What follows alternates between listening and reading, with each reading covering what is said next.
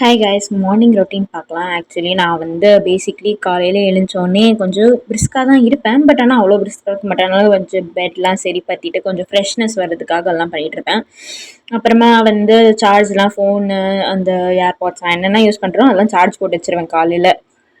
அப்புறமா காலையில் வந்து சரி ஓகே, நம்ம கொஞ்சம் ஃப்ரீயாக இருக்கிறதுக்கு நம்ம வந்து துணியெல்லாம் மடிக்கலாம் எடுத்து. அப்புறம் கொஞ்சம் சாமி பாட்டு போட்டு விட்டுருந்தேன். அதிசயமா எனக்கே தெரில நான் ஏன் பண்ணேன்னு. பட் ஸ்டில் பண்ணேன் நான், எனக்கே தெரியாமல்.